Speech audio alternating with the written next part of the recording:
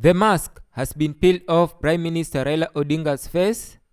The heat is fast cooling down and the political hype has died down, or attention has been shifted to issues of national importance. But for those who care to think, the whole scenario must have set for some truth to be known about the former Prime Minister.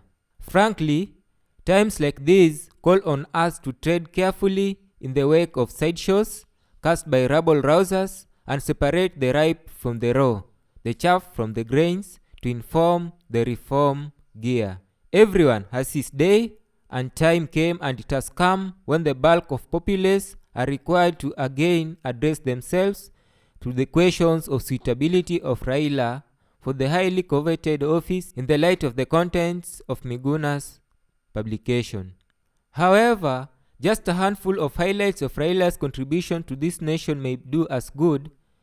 He has been painted as a reckless radical who easily falls prey to bouts of emotional swings and confusion at the slightest provocation.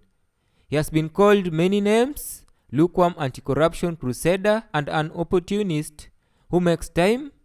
The list of these despicable epithets may be long, but I beg to ask, is Raila really who he is according to Miguna's painting?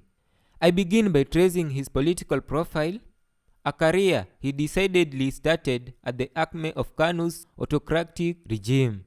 He is an accomplished academia, glowing with venerable intellectual expertise backed by practical experience owing to his devotion to public life.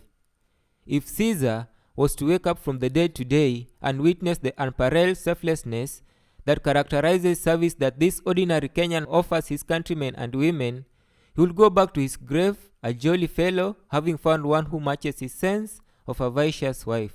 Today, Kenya is close to being rated as the paragon of democratic fountain because of the important role Raila and others played in bringing to an end dictatorial regime of KANU. We now take pride of expanded space for expression and exercise of other numerous freedoms and liberty due to his civil activist role in the Sabasaba that eventually resulted into repeal of the infamous Section 2A of the former constitution. He joined hands with other politicians in 2002 to set mood for the much-needed revolution that will see the long-serving party bundle out of power to usher in a new dawn of leadership.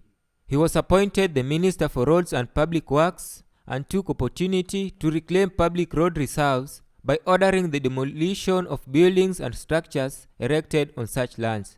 But even then, he remained focused and continued with his course of ensuring that the nation got a new constitution, being one of the election promises made when NA came to power. Consequently, he fell out with the government on account of the mediocre constitutional draft, joined ODM and continued his journey for a better constitution by successfully opposing the draft in the 2005 referendum.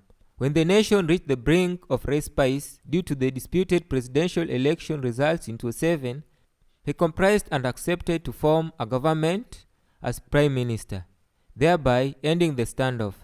He continued his call for a new constitution, which became a reality when he joined the rest of other Kenyans and voted in 2010 for the new law. Raila is a nationalist, a patriot, and a reformist who deserves respect. Thank you so much for watching and for listening. Subscribe. Thank you so much. Adios.